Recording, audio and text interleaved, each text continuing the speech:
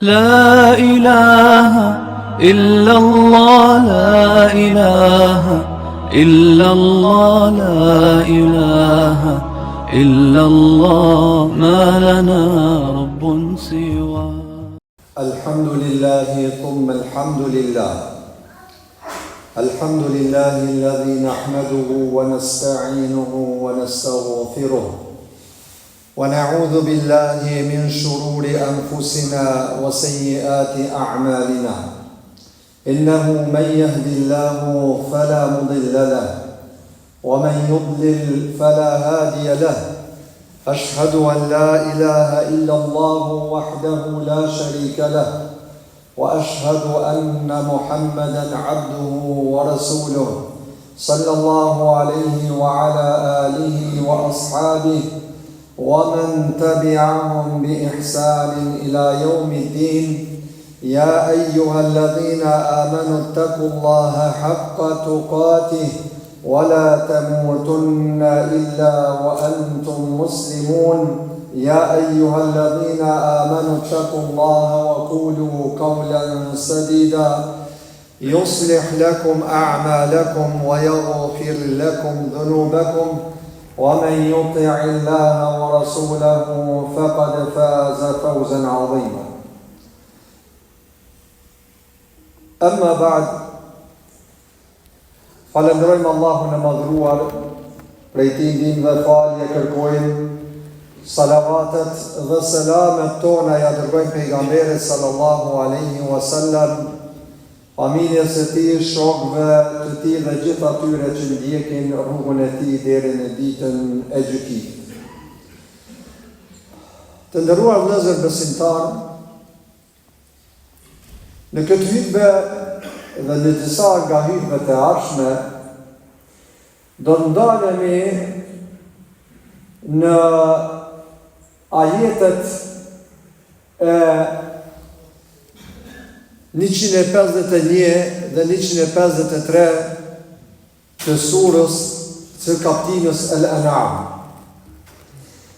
Ajetet të cilat ulemaja kur i kanë komentuar i kanë thënë 10 porositë që Allahu xhalla xhelalu na i ka dhënë neve në këto 3 ajete, 10 porositë e kapitullës e fundit të kapitullës An'am. Fillimisht, porositë e Kur'anit janë shumë domethënëse për besimtarin. Janë porositë të arta, janë udhëzim i vërtet, janë këshilla që burojnë nga krijuesi i gjësisë. Dhe këto këshilla janë në Kur'anin për të cilën Allahu xhalla xhelaluhu ka thënë dhalika al-kitabu la rayba fi. Ky është libër në të cilën nuk ka dyshim fare. Pastaj e ka cilësue këtë libër, ka thënë la ya'tihi al-batilu min bayni yadayhi wala min khalfi. Nuk mund të i vi këtij libri nga asnjë anë e kota apo gënjeshtra. Pastaj ka treguar Allahu xhalla xhelaluhu për vërtetësinë e këtij libri, se sikur ky libër të ishte nga dikush tjetër përveç Allahut, do të kishin gjetë njerëzit në shtë shumë kundërthanie dhe shumë kundërshtime mes rreshtave, mes fjalëve, do ta kishin godit fjala fjalën, rreshtin, fjalia dhe kështu me radhë.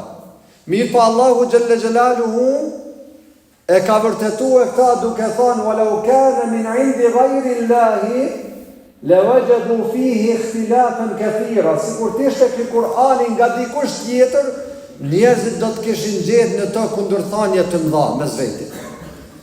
Pra porositë e Allahu xhalla xhelalu janë domethënëse për besimtarin, e Allahu xhalla xhelalu prej shumë porosive që na jep në Kur'an janë edhe këto porosi që i ka rendit në këto 3 ajete në pjesën e fundit të kapitullës Al-An'am, që Allahu xhalla xhelalu na porosit me këto porosi që të i zbatojmë në jetën tonë të përditshme.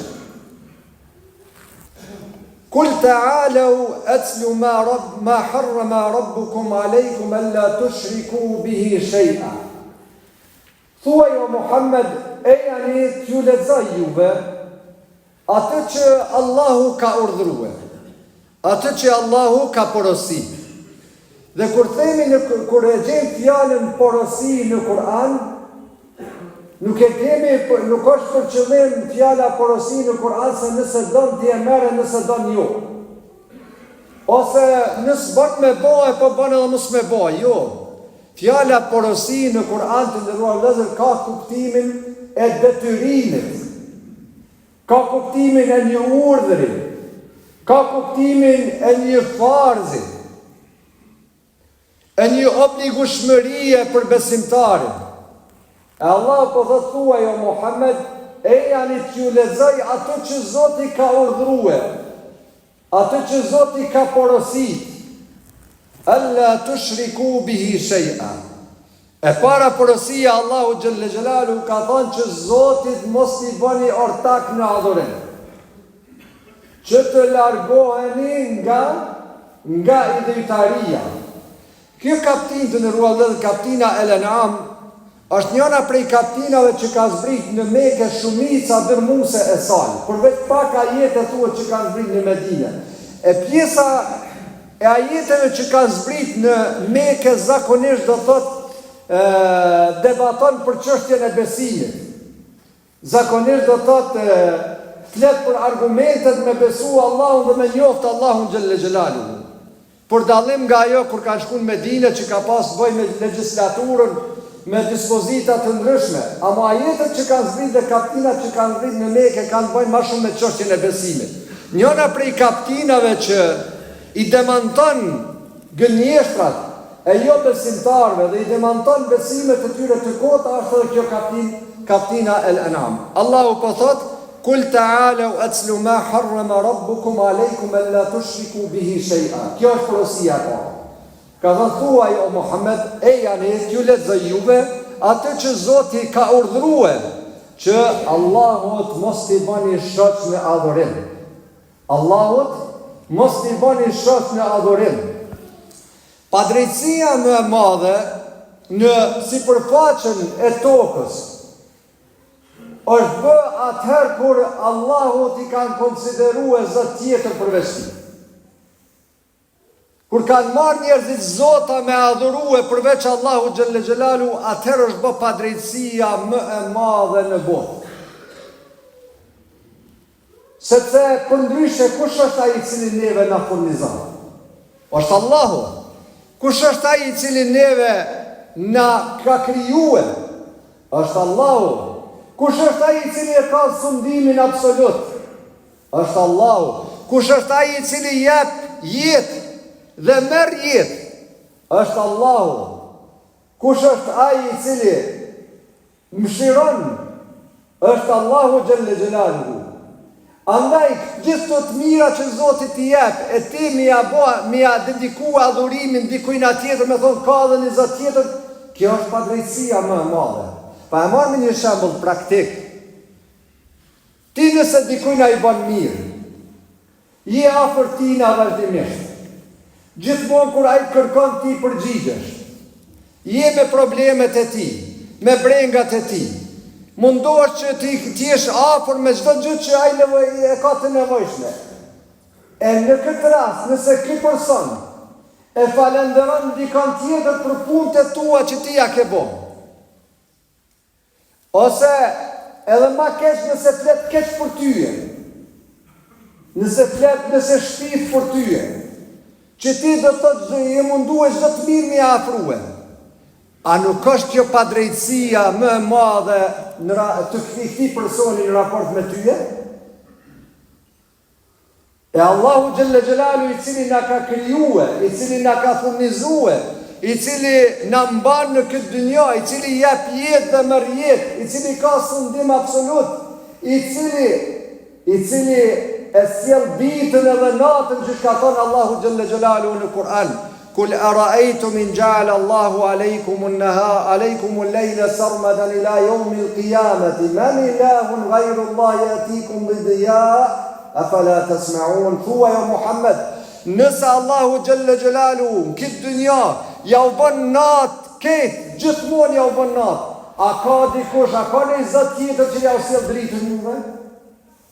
Pastaj ka thënë, nëse Allahu Gjelle Gjelalu ja bën komplet këtë dynja vetëm ditë, a ka dikush që ja u sjell juve natën që ju keni nevojë me pushu edhe me qetësue? Askush tjetër përveç Allahu Gjelle Gjelalu. Andaj me plot të drejtë kur Allahu Gjelle Gjelalu kërkon adhurimin dhe njohjen e tij, është një drejtë reale, sepse ajo është i cili e mban e sundon këtë gjësi. Andaj me ja dedikue dikujt tjetër adhurimin përveç Allahu Gjelle Gjelalu, me thonë ka dhe një zot tjetër përveç Allahut, është padrejtësia më e madhe. Për këtë arsye Allahu Gjelle Gjelalu ka thënë në Kur'an kur ka fol Lukmani, i ka porosit birin e vet, i ka thënë ja bunayya la tushrik billahi inna shirka la zulmun adhim. Ka thënë o djali jam, mos i bë Allahut ortak në adhurim. Mos bë idhujtarin këtë dynja, se idhujtaria është zullumi më i madh. Është zullumi më i madh në sipërfaqen e tokës. Pastaj Allahu Gjelle Gjelalu me të drejtë e ka privue në hyrje në xhenet atë i cili ka qenë idhujtar në këtë dynja. Ka thënë innehu men yushrik billahi faqad harrama Allahu alayhi al-janna. Ai i cili i ka bërë shoq Allahut në adhurim, ka thënë ka dhe një zot tjetër, Allahu ja ka ndaluar xhenetin atij. Ka thënë pastaj Allahu Gjelle Gjelalu wa men yushrik billahi faqad iftara ithman adhima.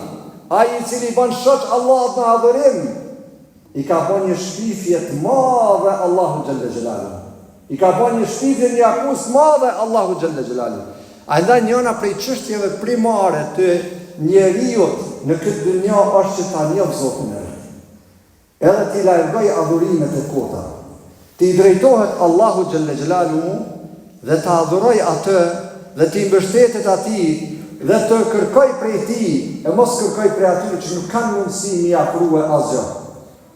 Andaj Allahu Gjelle Gjelalu kërkon nga ne, porosinë e parë e ka në këtë kaptin, që në këto 10 porosi që i ka dhënë, porosia e parë është që të largohemi nga idhujtaria, të largohemi nga besimet e kota, të largohemi nga bestutnit, edhe me ato idhujtari që janë të mëdhaja, që njeriu e nxjerrin nga korniza e fesë, po edhe me ato gjëra që janë të vogla e që janë fshehta e që duhet edhe prej tyre mu largu, edhe pse nuk llogariten, do thotë në llogaritën brenda kornizës fesë apo brenda asaj që besimtari ende është besimtar edhe nëse i vepron to.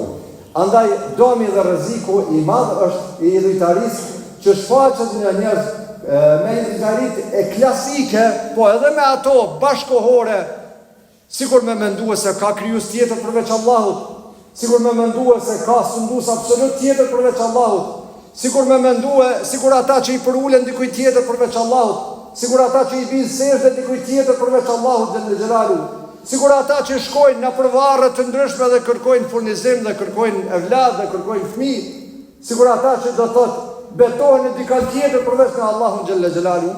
Andaj besimtari duhet ta ketë kujdes, të nderuar vëllezër, këtë çështje dhe duhet të jetë i kujdesshëm në jetën e tij, sepse porosia e parë Allahu Gjelle Gjelalu dhe misioni këtë pejgamber është që njerëzit do të mi drejtuar besimin në Allah, në adhurimin e Allahut, edhe në largimin e idhujtarisë dhe largimin e besimeve të kota. Elusim Allahun Gjelle Gjelalu që na i pastroj zemrat tona, na mëshiroj me mëshirën e tij, na fal gabimet dhe lëshimet tona.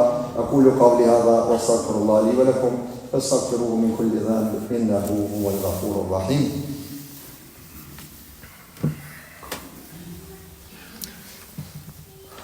Alhamdulillah wa salatu wa salamu ala rasulillah wa ala alihi wa sahbihi wa sallama tasliman kathiran ila yawmiddin wa ba'd. Inna Allah ya'muru bil 'adli wal ihsani wa ita'i dhil qurba wa yanha 'anil fahsha'i wal munkari wal baghi ya'idhukum la'allakum tadhakkarun wa qumu ila salatikum yarhamukumullah. La ilaha illa Allah, la ilaha illa Allah, la ilaha إلا الله ما لنا رب سواه.